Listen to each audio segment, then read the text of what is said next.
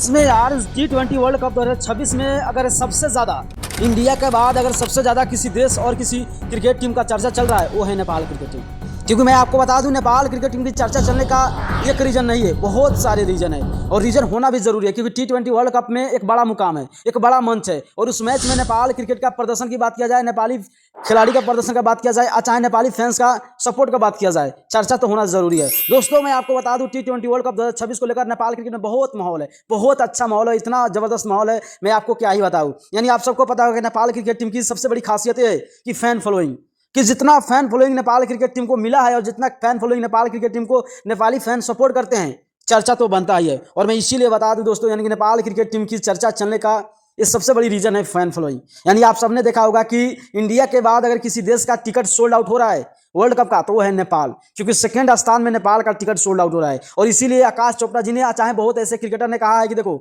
नेपाल आने वाला दिन में बन सकता है इंडिया का पीछे, क्योंकि इंडिया आगे रहेगा तो पीछे पीछे नेपाल जरूर रहेगा। क्योंकि वेस्ट इंडीज हो, चाहे ऑस्ट्रेलिया हो, चाहे श्रीलंका हो, चाहे कोई भी टीम हो, भाई सबसे अच्छा अगर फैन फॉलोइंग किसी का है तो इंडिया का बाद वो है नेपाल। तो नेपाल के तारीफ करते थक रहे हैं नहीं रहे हैं। और उसके बाद जितने भी बड़े बड़े क्रिकेटर हैं, कमेंटेटर है, नेपाल क्रिकेट टीम को बोल रहे हैं यार आने वाला दिन में कुछ कर सकता है। आपको क्या लगता है? अपना राय जरूर कमेंट करें और हो सकता है इस वीडियो को जितना हो सके उतना शेयर करें।